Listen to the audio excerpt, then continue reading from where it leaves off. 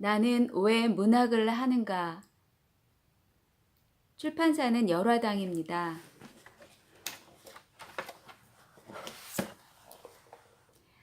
이 책이고요.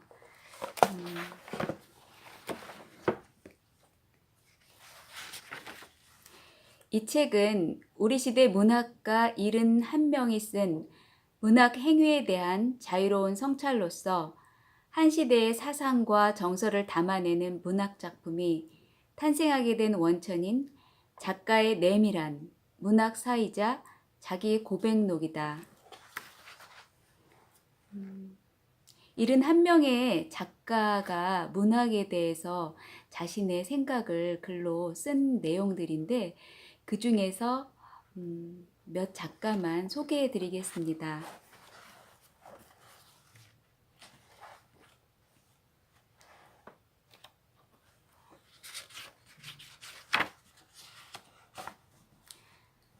먼저 성석재 작가고요. 성석재는 1960년 경북 상주 출생으로 연세대 법학과를 졸업하고 1986년 문학사상의 시를 발표하면서 등단했다. 장편소설로 왕을 찾아서, 궁전의 새, 인간의 힘, 소설집으로는 그곳에는 어처구니들이 산다. 재미나는 인생, 새가 되었네. 황만근은 이렇게 말했다 등이 있다.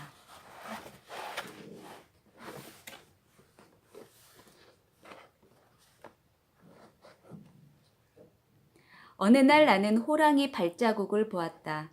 엉덩이를 돌려대고 발자국을 찢는 호랑이를 직접 본 건 아니지만 그 발자국은 호랑이가 남긴 것이었다. 20살의 싱싱한 직감과 생생한 정황에 의한 명백한 결론이었다. 그래서 그 뒤부터 나는 사람들에게 호랑이 또는 호랑이 발자국을 본 적이 있다고 말했다. 그런데 아무도 내 말을 믿어주지 않는 것이었다. 어느 때는 나마저도 나만에서 호랑이가 사라진 지 오래되었다는 등, 호랑이가 왜 발자국 하나만 남기고 주변에는 아무 흔적도 남기지 않았겠느냐는 등, 호랑이의 세력권이 천리인데 왜 천리 사방에 그런 이야기가 없냐는 등 해가며 그때의 그 발자국을 부정하는 대열에 합류하려고 했다. 이처럼 나는 내가 보고 겪은 것, 만난 사람과 그때의 느낌을 남은 물론이고 스스로 믿을 만한 것으로 여기게 하기 위해 소설을 쓰게 되었는지도 모른다. 더 범위를 넓혀 말하자면 누구나 인생에서 우연히 마주치게 되는 호랑이, 혹은 호랑이의 발자국 같은 그 무엇 때문에 문학을 하게 되었을 것이다. 나의 호랑이 발자국은 내 고향인 경상북도 상주군하고도 공성면에 어느 산자락에 나 있었다. 1980년에서 1981년 사이의 겨울이었는데 대략 1981년 1월 초였다. 12월 중순에 그곳으로 들어간 건 알지만 산중에는 달력이 없어 날짜를 확실히 알 수 없었다. 겨울에는 스님들이 큰 절로 가는 바람에 비는 암자가 있었고 그에 딸린 요사체가 내 거처였다. 요사체에는 창문이 하나도 없어 출입문을 닫으면 방 안은 그대로 암흑천지가 되었다. 전기가 들어오지 않았으므로 불을 밝히려면 초를 써야 했다. 그래서 문을 닫아놓고 있으면 밤인지 낮인지 구별이 되지 않았다. 문을 열면 어느 때는 눈에 반사된 겨울 햇빛에 눈이 시려서 어느 때는 정말 눈이 시리도록 맑은 겨울밤에 별의 신음소리를 내곤 했다. 그때는 사물과 사물의 경계선이 조리개를 한껏 조이고 찍은 사진처럼 선예도가 높았다. 그러던 어느 날 나는 여느 때와 다름없이 물을 들어 양동이를 들고 요사체에서 200걸음쯤 떨어진 계곡으로 향했다. 이틀에 한 번 정도는 가는 길이라 아무 생각 없이 노래까지 흥얼거리고 걸어가며 있었다. 그런데 그 길 가운데 무슨 발자국이 하나, 그 길이 자신의 소유임을 주장하는 낙인처럼, 아니 낙관이라 해도 좋고 문장이라 해도 상관없다. 찍혀 있는 것이었다. 그 발자국을 보는 순간 나는 머리에서 무슨 소리가 나는 것을 느꼈는데 그건 내 머리털이 곤두서는 소리였다. 거대하고 압도적인 자연에 직면한 연약한 한 인간이 느낄 그런 공포. 양동이 하나로 온몸이 무기인 희대의 살인마를 상대해야 하는 처지에 놓인 한 개인이 느낄 법한 전율이 그럴까? 나는 두려움에 떨면서도 내 발을 그 위대한 발자국 위에 얹어보았다. 길 위에 단 하나밖에 찍혀 있지 않은 그 발자국은 눈이 녹았다 얼었다 하면서 원래 크기보다 훨씬 커졌을 것임을 감안하더라도 컸다. 농구화를 신은 내 발이 쑥 들어갈 정도였으니까. 그 사실을 확인하자마자 나는 전속력으로 달려 방으로 뛰어들었다. 두께가 15cm쯤 되는 강목으로 테를 두른 육중앙 방문. 도대체 절간의 요사체에 왜 그런 성문 같은 방문이 필요한지 알 수 없게 만들었던 그 방문이 그렇게 고마울 수 없었다. 그로부터 이틀 동안 눈이 내렸다. 겁이 나서 밖으로 나갈 수 없었다. 물이 필요하면 방문을 살짝 열고 팔을 내밀어 코펠로 밖에 눈을 긁어 담아 녹여서 썼다. 다행히 요사체 부엌으로 나가는 문이 따로 있어서 미안하게도 부엌을 화장실 대용으로 사용했다. 그렇지만 그런 식으로 살다 행복하게 늙어 죽을 수 없다는 것을 나는 잘 알고 있었다. 사흘이 한계였다. 나흘째 되는 날 나는 가지고 온 옷을 몽땅 꺼내 입고 요사체 벽에 걸려있던 암자 소유의 털옷까지 겹쳐 입었다. 싸구려 화학 섬유로 만든 그 털옷은 백결 선생이 두고 갔는지 온통 기운 자욱이었고 한 번도 반짝이 없는 듯 소덕석 같은 냄새가 났다. 털옷까지 껴입은 건 날이 추워서가 아니었다. 호랑이가 혹시 나를 잡아먹으려고 들 때 고생 좀 하라고 호두처럼 알맹이를 꺼내 먹기가 쉽지 않도록 하려고 껴입은 것이었다. 부엌에는 불을 뗄 때 장작을 다듬기 위해 들여놓은 손도끼가 있었다. 또 전 주인이 누구인지 알 수는 없지만 해우소를 치울 때나 쓸 법한 장화를 마루 밑에서 찾아 신고 한 손에 손도끼를 한 손에는 기특하게도 양동이를 들고 나는 호랑이 아가리 또는 발자취 속으로 몸을 던졌다. 의미를 모르는 이상한 고함을 내지르며 공포의 그 발자국은 여전히 선명하게 남아 있었다. 워낙 단단히 얼어붙어 내린 눈이 쌓이지를 못하고 바람에 쓸려간 듯 했다. 나는 여전히 입속말로 이 하는 소리를 내며 그 발자국 속에 장화 신은 발을 들이밀었다. 이번에는 크기가 비슷했다. 무섭지 않았다. 사흘 동안 그 발자국을 화두로 면벽 수도를 한 뒤라 그런지 실물을 보니 반갑기까지 했다. 겨울산 오후의 잔향 속 어디고 호랑이 혹은 호랑이 같은 존재의 살기는 느껴지지 않았다. 나는 계곡으로 가서 물을 떴다. 방으로 돌아와 사흘 만에 밥을 지어 먹었다. 배가 부르고 정신이 돌아오자 내가 본 것을 말해주고 싶어서 참을 수가 없었다. 산중의 유일한 이웃인 고개 너머 채석장에 갔더니 사람들은 산판으로 돌 깨러 가고 없었고 밥 해주는 아주머니는 자고 있었다. 내친 김에 마을까지 내려갔다. 마을 회관의 새마을 곱한장에서 막걸리를 마시다 저녁이 되었고 동네 청년들과 어울리게 되었다. 청년들이 건네주는 고구마를 낫으로 깎아 먹다가 손가락을 깊이 베었다. 피를 맞고 붕대를 감고 소독을 하는 의미에서 한 잔 더 마시고 취해서 방구석에 오그리고 자느라 바빴다. 그래서 소설적인 가감이 없이 순수한 호랑이 또는 호랑이 발자국 이야기를 하지 못했다. 그 이후 나는 관념이나 정신의 모험은 일생분을 다했다고 생각했다. 생각하면 진짜 도사는 못 되었다. 자꾸 그 이야기를 떠들면서 허풍선이가 되는 데는 성공했다. 인용 보호 속의 글은 나는 왜 자꾸 집을 나가는가 라는 요지의 글의 일부분인데 글을 쓴 시기는 1980년대 후반에서 1990년대 초반이다. 그때는 소설을 쓰지 않고 품고만 있었을 때다. 품고 있는지 몰랐을 때이기도 한데 그 겨울 그 호랑이 발자국을 본 때로부터 10여 년의 시간이 흐른 뒤였다. 그때 나는 시를 쓰고 있었다. 오로지 시만 생각하고 살았다고 할 수는 없어도 시가 제일의 의의였음은 확실하다.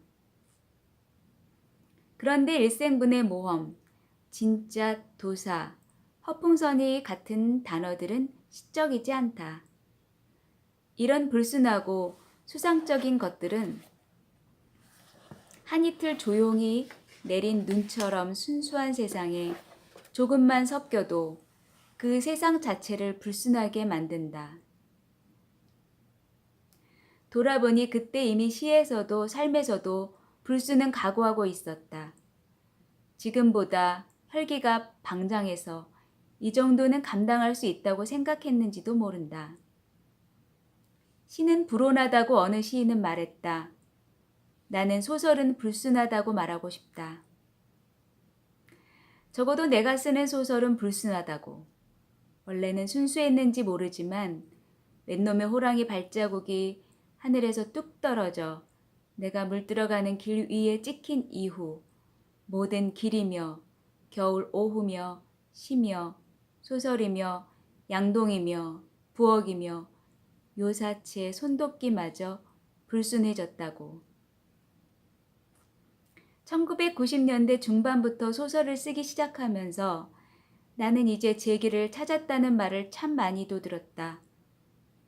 말을 듣는 김에 더욱 잡스러워지려고 이른바 크로스오버로 놀아보려고 노력했다. 잡은 잡대로 재미와 의의가 있다. 불순이 내면적인 것이라면 잡은 외부의 조건이다. 또는 외부와의 관계에서 비롯되는 성향이다. 가장 민족적인 것이 세계적이다 라는 말이 있다. 나는 잡스러운 것이 세계적인 것이라고 주장하지 않는다. 잡의 세계에는 세계 콤플렉스 따위는 아예 없기 때문이다. 하늘의 섭리인지 잡종은 오래가지 못한다고 한다. 가령 내가 아는 최고의 멧돼지 전문 사냥개는 투견과 수렵용 개의 혼혈인데 자신의 형제를 물려받은 새끼를 낳지 못하고 있다. 지금 명견으로 이름을 떨치고는 있지만 그 명성도 당대에서 그치고 말 것이라고 한다. 그러면 또 어떤가? 당대를 넘어설 그 무엇이 불순한 운명에 있을까? 내가 멧돼지 사냥개라면 앞뒤 가리지 않고 더 사납고 더 예민하고 더 흉악스럽기를 바라겠다. 멧돼지에게만은. 왜 소설을 쓰느냐고 누가 묻는다면 한동안은 호랑이 덕분이라고 답할 것 같다. 그런데 지금 내가 호랑이 등에 올라타 있는 건지 호랑이 발자국에 가만히 발을 넣어보고 있는 건지는 잘 모르겠다.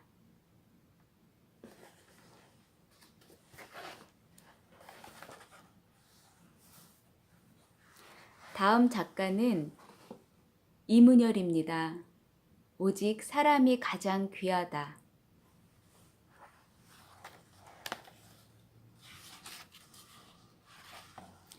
이문열은 1948년 경북 영양 출생으로 서울대 국어교육과를 중퇴했다. 1977년 대구 매일신문 신춘 문예에 나자레를 아십니까? 가 1979년 동아일보 신춘 문예에 새아곡이 당선되면서 등단했다. 현재 부학문헌을 설립하여 후진 양성에 힘쓰고 있다.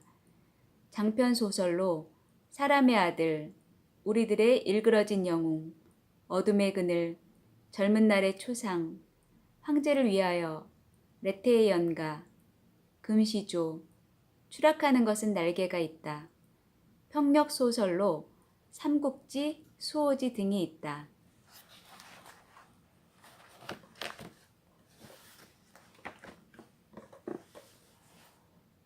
젊은 소설가 지망생이던 나를 늘 곤혹스럽게 만들었고 등단한 뒤에도 대답하기가 쉽지만은 않았던 물음을 이제 와서 다시 받고 아득한 느낌을 받는다.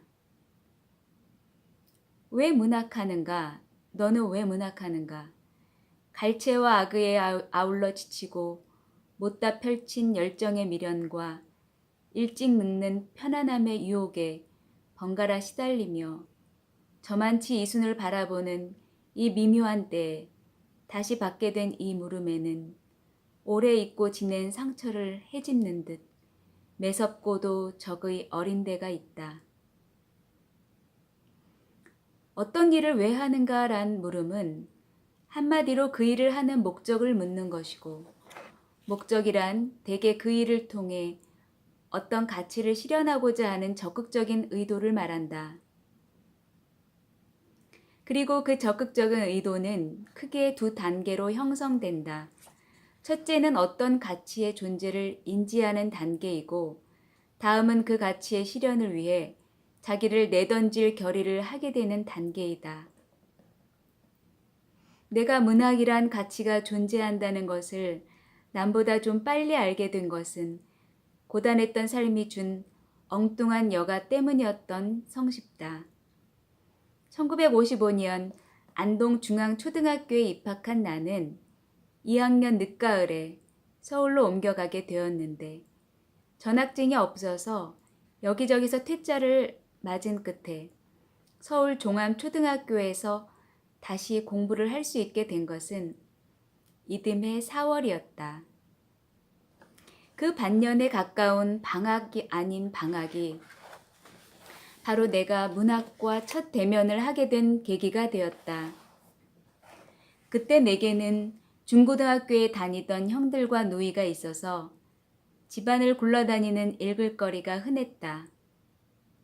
먼저 잡지 학원과 노란색 표지의 학원 소년소녀 세계 명작 전집이 떠오르고 이어 대본점에서 빌려온 청춘극장이나 순애보, 마인 같은 책들도 기억이 난다.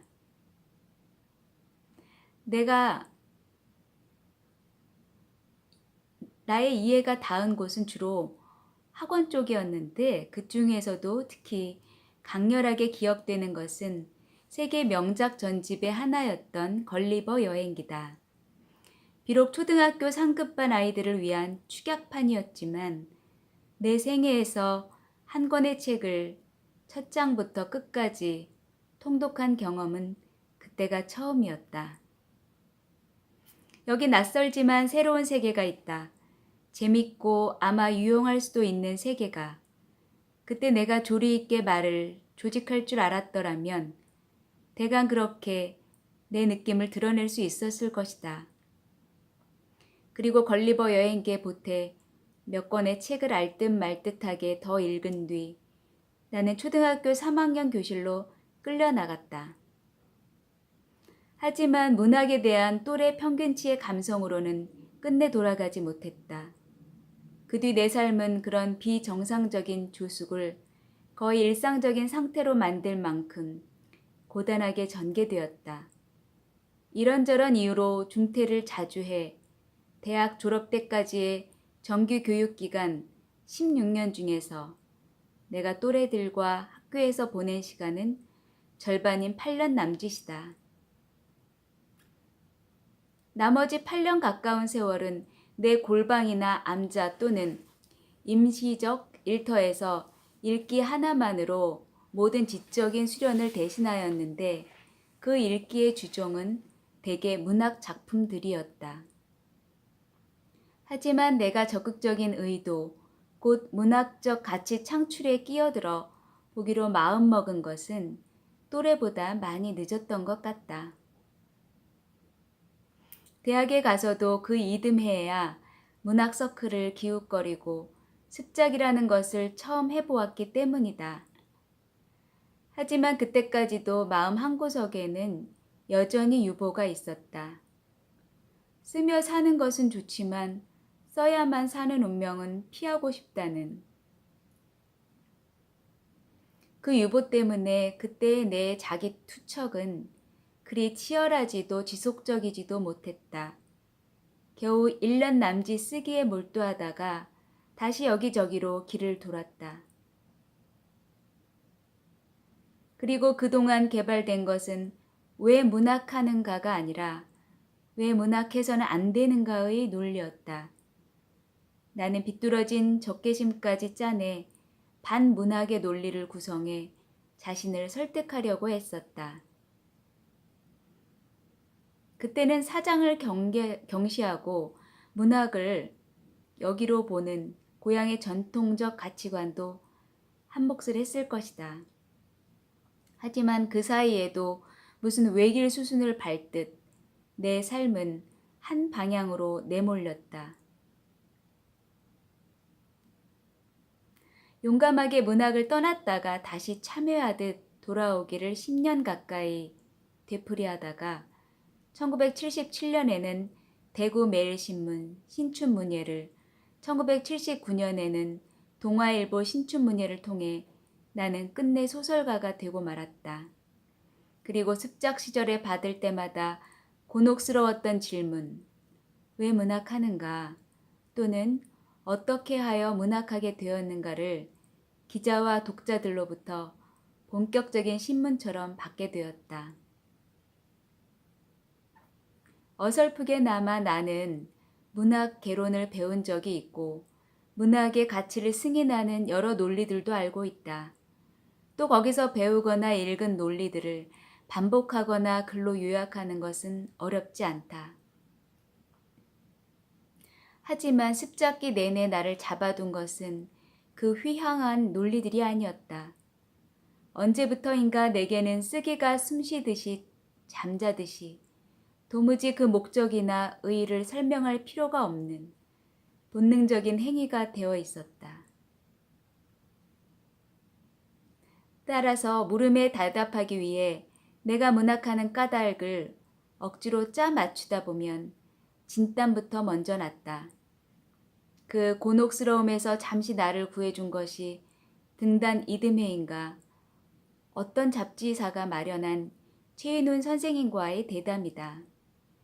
그때 나는 최 선생님께서는 왜 소설을 쓰시는지 진심으로 궁금하여 여쭤보았다. 그걸 왜 내가 대답해야 하나?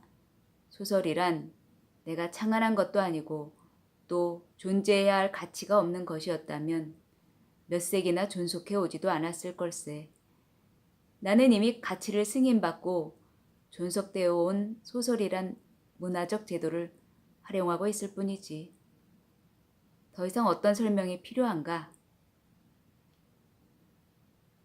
선생님은 대강 그런 뜻으로 말씀하셨는데 솔직히 내게는 충격적이었다. 당신의 작품에 담겨 있는 그 엄청난 관념성에 비해 그 답이 너무도 간명하고 단순했기 때문이었다.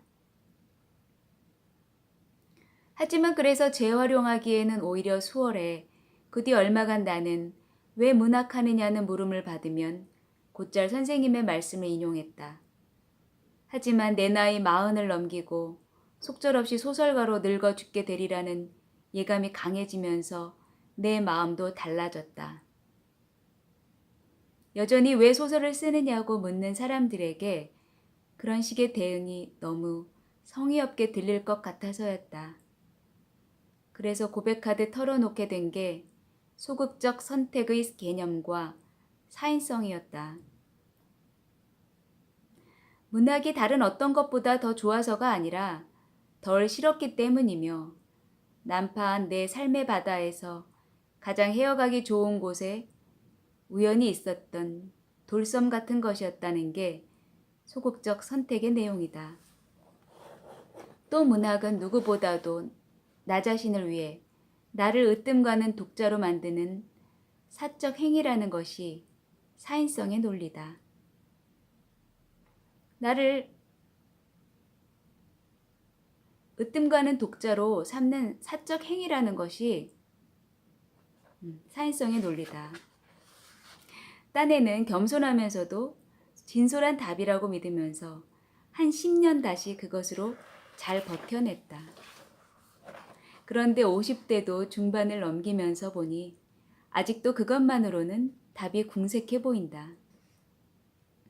그동안 문학에 바친 만큼이나 많은 빚을 지고 좋아하는 쪽으로부터든 싫어하는 쪽으로부터든 분에 넘치는 대접을 받아와서일까? 늦게서야 문학의 공기적 실용이란 것에 눈이 떠졌다. 문학은 소극적 선택으로 가 닿을 수 있는 우연의 섬이 아니며 사인성만으로는 결코 온전하게 영위될 수 없는 삶의 한 방식이라는 생각이 든다. 소학에 오직 사람이 가장 귀하다란 구절이 있다. 예전에는 낡고 소박한 인간 중심주의를 드러내는 말로 읽어 넘겼는데 요즘은 느낌이 다르다. 우리는 인식의 주체이기도 하지만 또한 중요한 인식의 객체이기도 하다. 적어도 우리에게 세계는 곧 사람으로 이루어진 그 무엇이고 우주도 사람이 있어서 존재한다. 따라서 소학의 그 구절은 세계 이해의 출발점을 지적하고 있는 것이 아닌가 한다. 문학은 특히 소설은 사람의 이야기다. 사람의 안목과 인식으로 번역되지 않고는 어떤 세계도 드러낼 수 없듯 사람에 대한 사랑과 믿음 없이는 어떤 문학도 우리를 감동시킬 수 없다. 왜 문학하느냐는 물음에 이제 다시 답을 찾아야 한다면 아마도 바로 그런 문학의 특성이 한 중요한 단서가 될 것이다.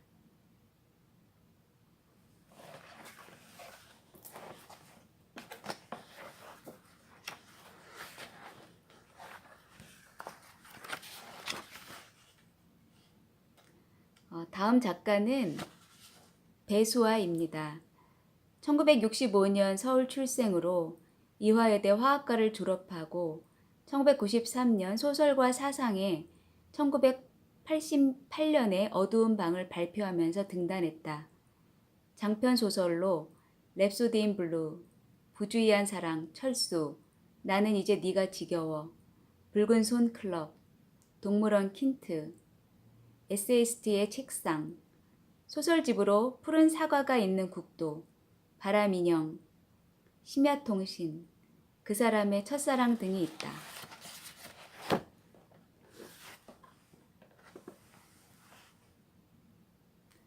배수와 엄격에 사로잡힌 이유. 그것이 혼자서 하는 작업이기 때문이다.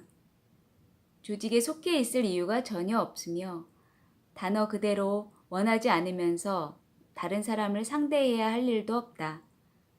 마음만 먹는다면 창작을 하고 책이 나오기까지 단 한 사람도 만나지 않고 작업하는 것이 얼마든지 가능하다. 이를 위해서 작업 공간 밖으로 나올 필요가 없으며 자신의 작업 공간으로 다른 사람을 불러들여야 할 일도 없다.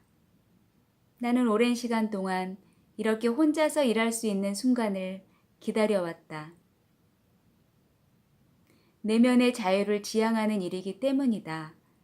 나에게 자유의 의미란 인간이 언어로서 자신과 세계를 가장 아름다우며 동시에 오류 없이 표현할 수 있을 때 이루어지는 것이다.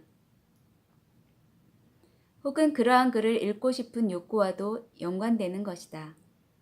완벽한 언어란 존재하지 않는다고 믿는 편이지만 혹은 존재한다 할지라도 천재가 아닌 한 평범한 인간으로서는 가 닿을 수 없다고 생각하지만 태초에 질문과 회의가 없었다면 진정 자유를 원하는 인간은 가장 먼저 해야 할 일을 찾지 못할 것이다. 언어란 인간의 심상에 대해서 부분적으로만 의미가 있을 뿐일까? 아니면 사고와 의지는 결국 모두 언어에서만 나오는 것일까? 글을 쓰다 보면 자연스럽게 언어에 대한 이런 오래된 질문들을 떠올리게 된다. 정신적 자유란 이미 인간이 잘 알고 있는 관념의 경계 안에서 아무 구속 없이 자유롭게 뛰어노는 것이 아니라 그 경계의 벽에 스스로 부딪히면서 유의미한 것들의 영역을 확장하는 일일 것이다. 이런 식으로 내면의 세계를 넓히고 자신에게 자유를 부여하는 일은 다른 무엇과도 비할 수 없는 쾌락을 주는 것이 사실이다. 그러나 문학이 추구하는 내면의 자유로움과 그것이 주는 은밀한 기쁨은 아주 쉽게 훼손되고 자주 모욕당한다. 예를 들자면 나는 개인적으로 본격적인 사진집이 아닌 이상 사파나 분위기 있는 사진과 화려한 색상이 가미된 글을 매우 싫어한다.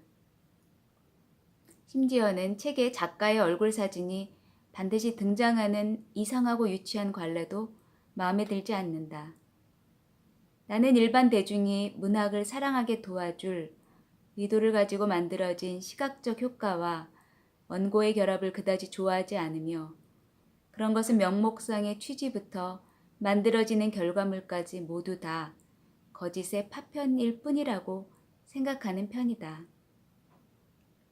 그것들은 문학의 고유한 아름다움을 방해할 뿐만 아니라 심지어 부인하는 것이며 그런 방법은 인간의 정신적 자유를 위해 아무것도 기여하지 않거나 혹은 전혀 그런 자유를 바라지도 않는 사람들을 위해서 만들어진 것처럼 보이기 때문이다.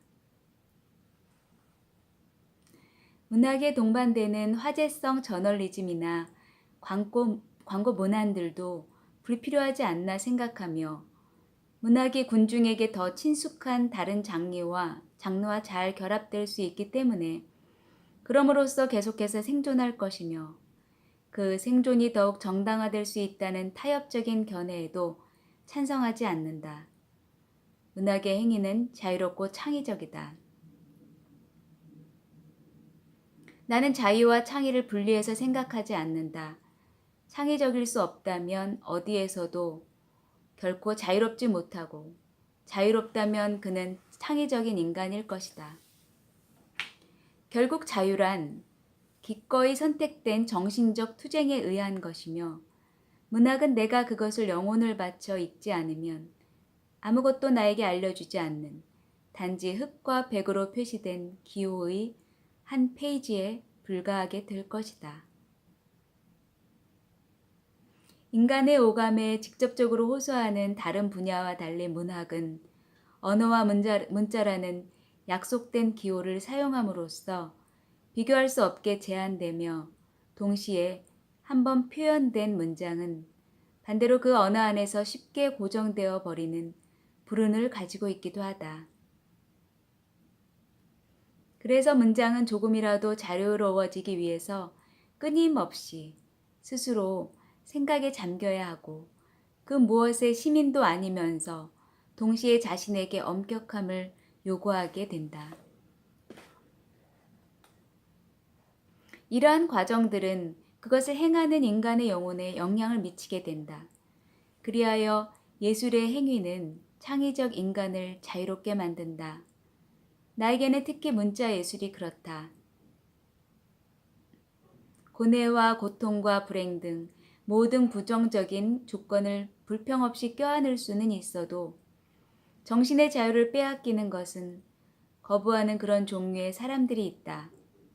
그들이 머무는 곳이다.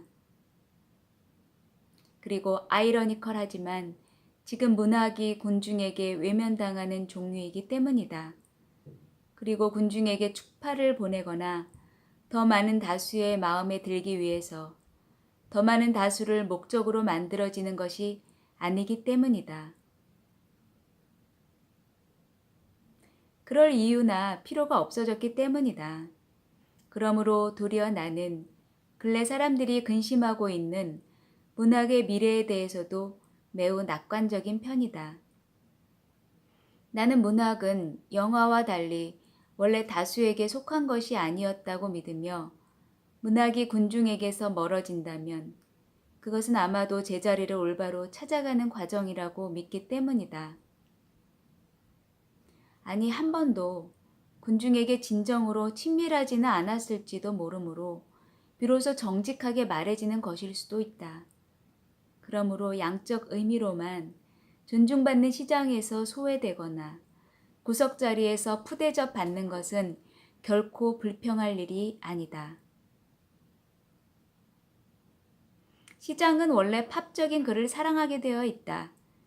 내 의견으로는 글을 쓰기로 스스로 결정한 사람이 그런 점을 불평한다면 그는 문학과 비슷하게 보이지만 뭔가 근본적으로 확실히 다른 것에 봉사하는 편이 더 좋을 것이다. 이렇게 상대적으로 소수의 욕구를 만족시켜 준다는 것이 반드시 자만심이나 우월감을 말하는 것은 아니며 그렇기 때문에 문학을 한다는 것이 우쭐한 기쁨을 주는 것도 아니다. 경제적인 혜택을 동반하지 않는 우월감은 더욱이 이 세기에는 아무도 인정하지 않을 뿐더러 비웃음의 대상이 되기도 한다. 단지 인간에게는 소수의 영역에 해당하는 그러나 대치될 수 없는 욕구들이 언제나 존재하며 그 욕구를 충족시키기 위한 작업이 언제나 어디에선가 이루어지리라고 믿는다. 마지막으로 문학의 행위는 윤리적인 것이기 때문이다. 그것은 문장을 선택하는 일에서 출발한다. 문장을 찾아가는 작업은 최선의 정직을 찾아가는 것이고 언제나 깊은 회의 속에서 방황하고 생각에 잠겨 있되 결코 냉정을 잃지 않는 것이다. 그리고 마침내 결정의 순간이 다가온 이후에도 나는 그것에 대하여 진정 정직했는가 하는 질문에서 완전히 자유롭게 되지 못함을 의미한다. 이런 점에서 문학은 세계에 대한 나의 태도이다. 그것은 빈약하게 말해지거나 과도하게 말해지는 것을 참지 못하며 침묵해야 할 것을 말하거나 혹은 그 반대의 경우도 경멸한다. 또한 정직이란 것은 속이지 않는다는 것을 의미하지만 만일 그가 단지 알지 못해서 최선의 것을 말하지 못했다면 그 또한 마찬가지로 정직하지 못함이 될 것이다. 그러므로 문장을 선택하는 행위는 선택 이전이나 마찬가지로 선택 이후에도 스스로에게 질문을 던지고 비판하게 만든다. 문장에 있어서 최선의 정직이라고 하는 것은 관념적으로만 존재하는 것이어서 누구도 그것을 모른다고 하는 편에 가까울 것이다. 그런 점에서 본다면 문학을 하는 사람이라면 그리고 더 확장해서 문학을 읽는 사람이라면 그가 쓰고 읽는 대상에 대해서 변함없이 어느 정도는 비판적이고 회의적이 될 수밖에 없을 것이다. 혹은 그래야만 할 것이다. 세계의 사물에 대해서 그것을 표현하는 문장이 정직하고자 하는 과정은 외재하는 어떤 가치에 자연스럽게 헌신하게 되는 일과도 같다. K가 도착했을 때는 늦은 밤이었다. 마을은 깊은 눈 속에 파묻혀 있었다. 로 한 권의 책이 시작된다. 이토록 담담하고 태연한 어조로 평범하게 보이지 않을까 하는 일말의 두려움도 없이 시작되는 자신만만한 도입부처럼 언어나 문장에서 정직에 대한 의지를 가지고 자신에 대한 관용을 허락하지 않으면서 차가운 용기를 획득하여 그것을 주저없이 발휘하는 과정 자체가 곧 지극한 선이 되며 자신을 포함한 세상에 헌신하는 것이며 궁극적으로 인간의 고통이나 개별의 마음에도 진지하게 반응하리라는 신념을 나는 가지고 있다. 문학이 단지 짓거림이나 도취적인 독백, 정화되지 않은 내면의 무분별한 토로, 충분히 자신 안에서 비판적으로 성숙되지 못한 피상적인 이미지들의 나열이나 엄격한 정신에 의해서 선택된 것이 아닌 차용된 듯한 단어와 수사로 치장한 가장 행렬과 다른 점이 있다면 아마 그것은 도저히 저항할 수 없는 그런 윤리성을 가지고 있기 때문이라고 나는 생각한다.